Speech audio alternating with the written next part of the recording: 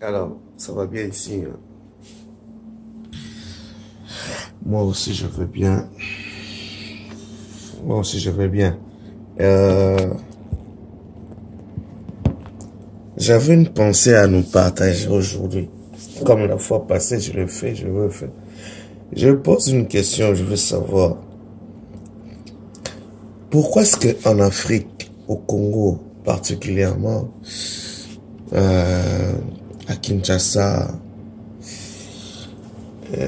dans les villes où je grandis, pour ensorceler un enfant, on doit lui donner un bout de pain, un beignet, un morceau de pain, j'allais dire, ou un beignet, ou un peu d'arachide.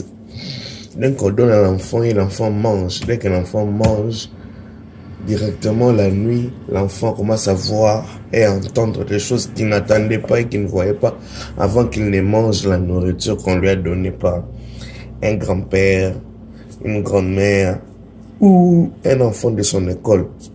Et qu'est-ce qui fait ça? Et directement l'enfant, dès qu'elle mange, elle voit ce qu'il ne voyait, elle voit ce qu'il ne voyait pas, et il entend ce qu'il n'écoutait pas auparavant. Et directement l'enfant devient sorcier.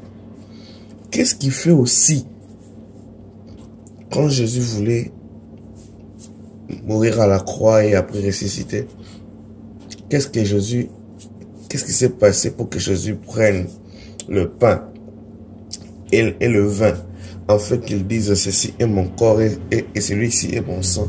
Celui qui les mange, celui qui les mange,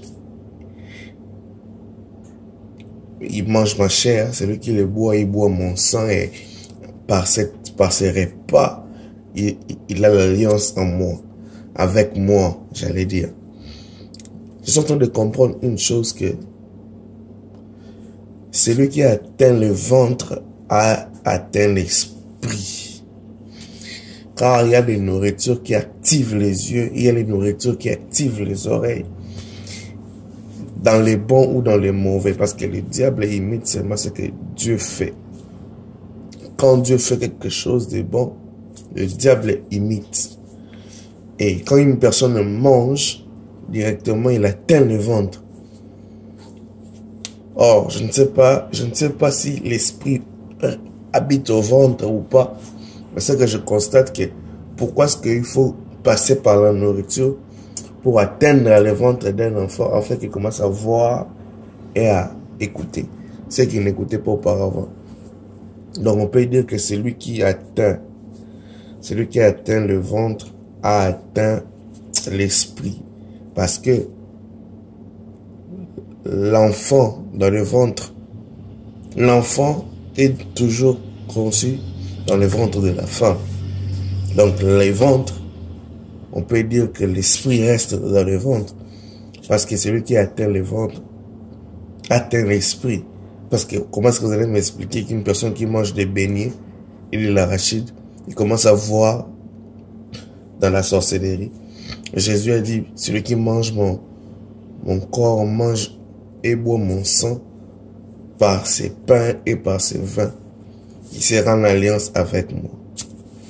Voilà ma pensée. Fais attention à quoi tu manges et fais attention où tu manges.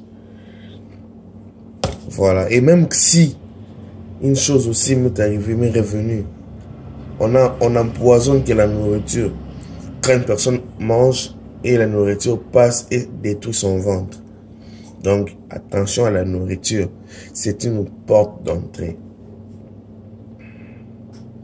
Je vais revenir sur la porte d'entrée qui est dans la bouche.